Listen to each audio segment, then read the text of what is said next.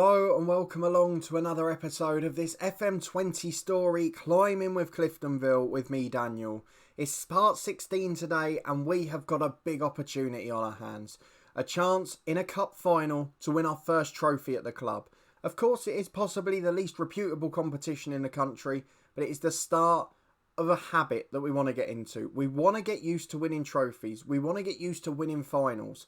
The last time we had one, we played Ballymena United, our bogey side. So we knew we weren't going to win that one. But this time we go to Windsor Park in a Shield final and we face Glentoran, who have had a disappointing season. However, there is still some more news on that to come. Glentoran pushed us in the league and Navid Nasseri causing trouble. And we have had disappointment at the weekend with our rotated side. So that just plants a few seeds of doubt that we wouldn't normally have. Glentoran missing a few players, we've got everyone back. So I'm hoping that will mean a positive outcome. So if you're looking forward to this opportunity to win our first trophy with Cliftonville, please do put a thumbs up on the video. Subscribe down below for daily FM20 content. A reminder again that from this week, this series has gone full time on the channel. Monday to Friday at 4:30 PM, Saturday and Sunday at 1 PM. 7 days a week, Cliftonville runs the channel. And I hope you continue to enjoy it as much as I am. And of course, it could be made a lot better today. We'll start though by having a look at transfer news and the end of an era. So if you look at the table on the left side of the screen, you'll notice that Larne are down in 4th place. We talked about them collapsing last time we were here and it had continued. So after we faced Larne, there was a bit of a problem because they played Glentoran and they lost 5-1. It was atrocious. They have, as a result of that, sacked Gary Haveron, who of course caused us so many troubles when he took the post last year. So Gary Haveron, I presume, is now unemployed. And the rivalry is very abruptly over. He's an unemployed manager, also a head of youth development. I was just wondering if we could sign him. But no, it doesn't look like there is any interest. So unfortunately, our first managerial rivalry is gone. And Larne are well out of the title race. Don't forget, we said they would be our main rivals. And now it's us and Linfield at the top again. We've also, in addition to that, got a little bit of transfer news as well. So let's go and have a look at what's been going on this month so far. In terms of the ins, no more news since the Connor Crawford signing from Dungannon. He was due to join Linfield, but I knew it could cost us the title. So we've managed to nick him. His potential ability has already gone down. I guess partly because of the quality of the players we've got. And of course, Regan Donnellan, who joined us on the 1st, has now gone on loan to Bromley. So he's playing in the National League down south. But a really good move for him.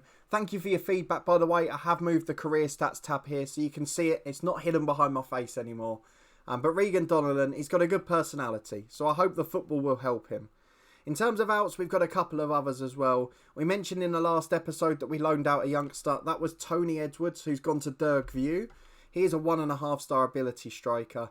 Billy Wilson, much the same, but he's gone on loan to Carrick Rangers. Again, £10 more a week off the wage bill. And in addition to Donnellan, Ronan Doherty, after returning from Sherborne at the start of the calendar year, he has now gone to Carrick Rangers as well. That on a permanent deal, he's got a 2-year contract there. And we wish him all the best with his future endeavours. But some good moves for us, a few players off the wage bill, a few more potentially to come. And we've got one more deal, which is due to go through in the summer. So Ronan Wilson, who's out on loan, is going to Dundalk permanently. That's not the one we were talking about. He's playing well in the Championship at the moment. But Levi Ives, our first choice left back, and more importantly for European football, our only player that's homegrown at the club at the moment. He is going off to Larne on the 9th of June. We got outbid for him. We couldn't afford the wages they were offering. He was only ever going to be a backup here, so we didn't want to increase him beyond 250 quid a week. And Larne have offered him basically 400. So you can't begrudge him for refusing our offer and going there. I'm sure he'll have a decent spell there and he improves their squad, which long term is good. But it might leave us in a whole short term or a smaller European squad. We'll wait and see what the impact of that is. But he's going to be off in the summer. He's going to one of our title rivals, which you presume next year will be a title rival again. And there's a few others who have had loan offers from across the Irish game, but they have all rejected them so far. So no further moves, but I'm sure the end of January it will hot up a little bit. If we go and have a very quick look at the table though, because of course we're coming up against Linfield, so we need to see if they've done anything, as the gap is down to 9 points again, mainly because we were dropping points there. So if we have a look at all of their deals, they are trying to do a couple at the moment by the looks. Lavery in from Glenavon, who looks a good player. Adam Carroll out to Portadown, so there's no problem with that. They've pre-agreed a deal with Partick Thistle for Shay Gordon. He looks a good central midfielder. So that's going to be a good signing. Not quite as good as Bastian Harry, but possibly the same idea in a replacement.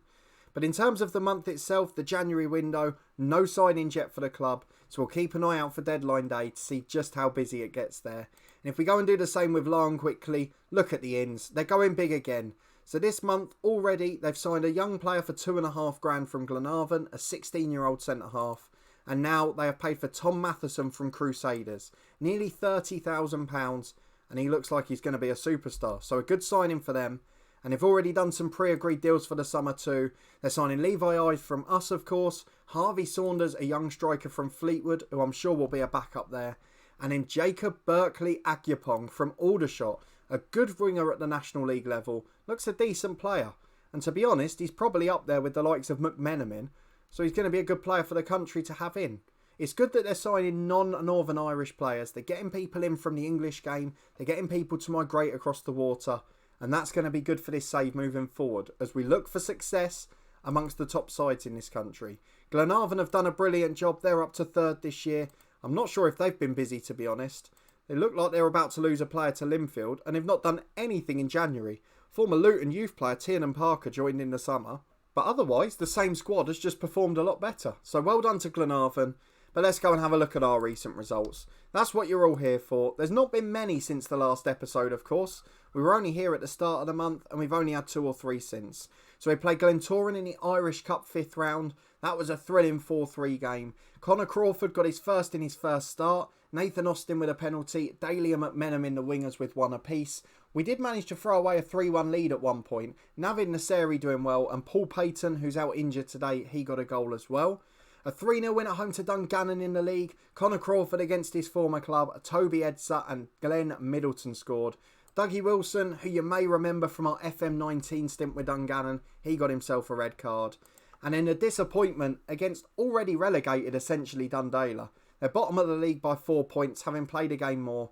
Noah Daly and Nathan Austin with a brace, but from 3-1 we managed to throw it away again. Tony Kane got a late goal, the experienced player. A couple of others in there as well. Sterling and Finney scoring absolute screamers. Finney's rating is 6 for long shots. And Trey Sterling, his rating is 6 as well. But they've both scored rockets from 35 yards. So I'm not quite sure how that works out.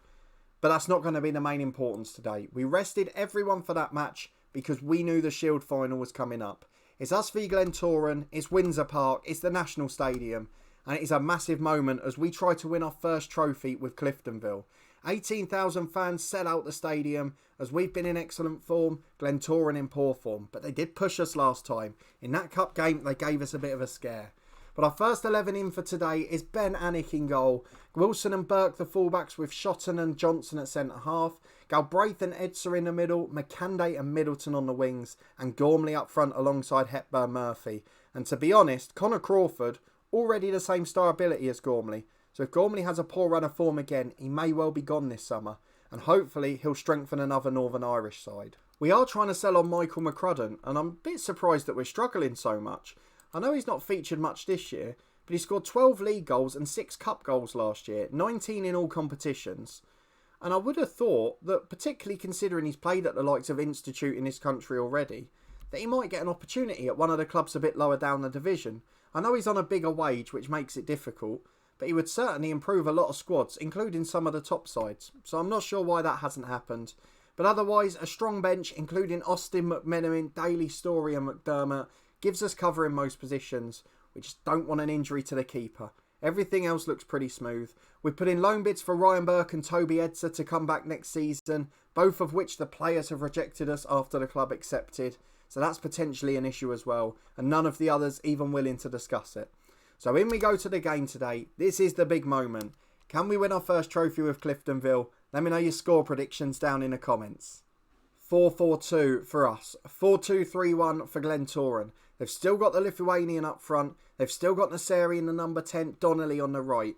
Perennial underperformers in the league. They shouldn't have been 10th last year and they shouldn't be 9th by any stretch this season. So why it keeps going so wrong, I don't know.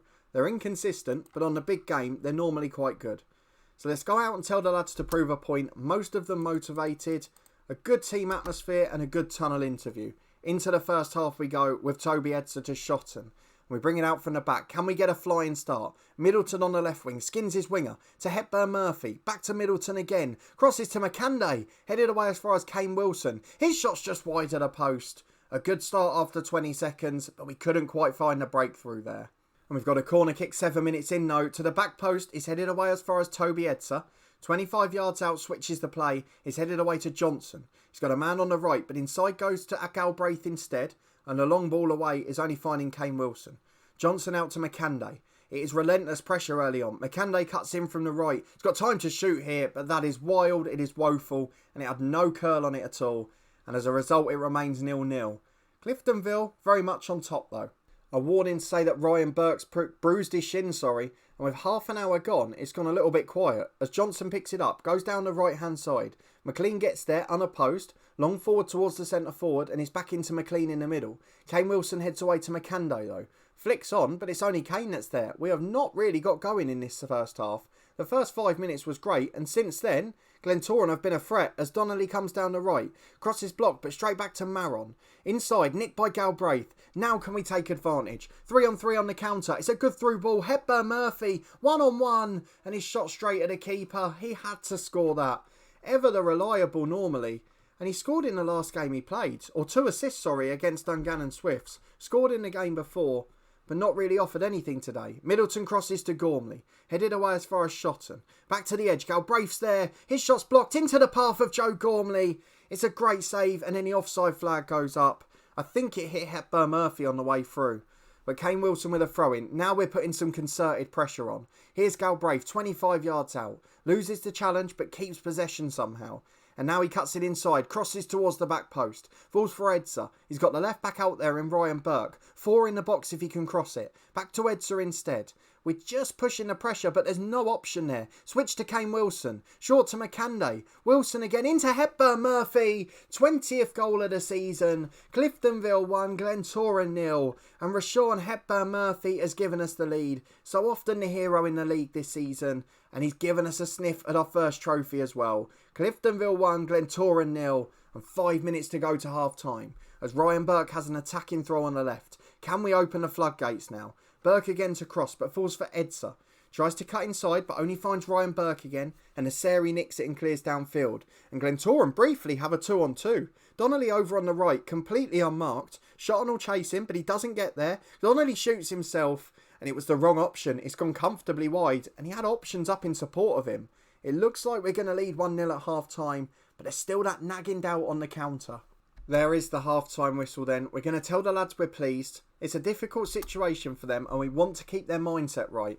We saw against Ballymena last year the mental block they can have. We saw it in some of the big games in the title race before we fell away. So it's important we keep the players positive. We've got a young side and we need to make sure that we don't worry them. As Donnelly finds Maron, the right back. Into Naseri. Not really been a threat yet, but we know there's still time for that. The through ball's poor though, and Shotton intercepts. Switch to McCanday who nicks it. Flicks for Gormley on the right side of the box. 2 inside him, one's Middleton, and he's brought down for the penalty. Who's going to take it is the question. Joe Gormley has scored 3 from 3 this year, 5 from 5. Hepburn Murphy has missed 1, but is a better taker and is in confident mood. So do you know what? I'm going to switch it to Hepburn Murphy. He will step up for the penalty. And fingers crossed, I won't live to regret this. Rashawn Hepburn Murphy for his second of the day to guarantee our first trophy at Cliftonville. He sends the keeper the wrong way. He scores his 21st of the season. And it is Rashawn Hepburn Murphy 2, Glentoran 0. Cliftonville about to lift the Shield trophy. Brilliant start to the second half. Just what we needed. 20 minutes on the clock. It has gone a little bit calm now, so we're going to make a couple of attacking changes. Noah Daly will come on the right wing, replacing McCanday. It's a sub we regularly make. And Noah Daly still improving so quickly. Really looking a good young prospect. Nathan Austin will come on for Gormley. Hepburn Murphy will switch to the advance forward on the right. Nathan Austin, a left-footed target man on attack. And then we'll leave the last one for 5 more minutes. We don't want to make defensive changes at this point. And otherwise we're controlling the game, so no need to change things at the moment. With just under 15 to go, it's Glendinning with a throw, Glentoran attacking here. A rare moment moving forward for them. Kane on the edge of the box, and just like the Dundalor game at the weekend, we have conceded yet another screamer. It is a brilliant goal from Kane. Curls it in from 30 yards, and I don't know how we mitigate that. Middleton's dropped to a 6.9, so we'll replace him with McMenamin, a rare outing for him as well. And with 8 minutes left, we've just got to hold on. We cannot throw it away from here. The mental block would be too great. 4 minutes of stoppage time. We are going to time waste. I know it's not the great way to do this, but we have to make sure we don't throw it away. So, let's go. Slow the pace down. The defensive line's already deep. We're going to stop the overlap on the right.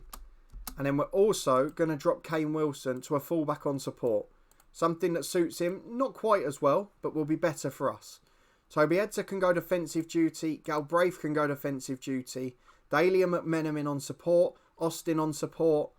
And let's just see out the last few minutes. 3 minutes of stoppage time to go. Oh no, it's a Glentoran free kick. Into McCarthy. Shot and heads away. McMenamin's there. It's 2-on-1. He's up with Austin. They have to score from this. McMenamin surges down the left. Into the box unopposed. Back towards Austin. It's deflected away. But it can't be cleared. And Nathan Austin steals in and scores the goal. It is Cliftonville 3, Glentoran 1. And we will lift the Shield trophy. What a fantastic moment for Cliftonville. Trophy in the cabinet, trophy in our Hall of Fame, and the first one being lifted there. The suit will get an outing. It is a beauty in red and white. And Cliftonville celebrate the first of what will hopefully be many trophies in this series. A 3-1 victory, Hepburn Murphy with a brace and Austin with that late goal. But again, we had to deal with nerves in that one. So we'll tell the lads we're pleased, and let's go and look at the reaction to it. There's the confirmation then. A 3-1 victory for us. We stay 9 points clear at the top with the same number of games played. None of the top teams really in action there. And if we have a look at what the media, what the stories are, let's have a look at what the people think. So confirmation that we lift the Shield. We dominated the match. It's thoroughly deserved. £10,000, that will help. That's more than a week's wage bill for us. Medals given out to lots of the players. We lead Cliftonville to glory. Ronan Scannell encourages us. He is a former player of many years, so fair play to him. Cliftonville manager pleases the board. When was the last time we won this competition? 2014-15. So that is a 6-year wait. I presume that will have been in the sort of Dermot O'Carroll era. We spoke to him on the podcast and he was part of the 2 successes in the title race with Cliftonville and then at Crusaders as well.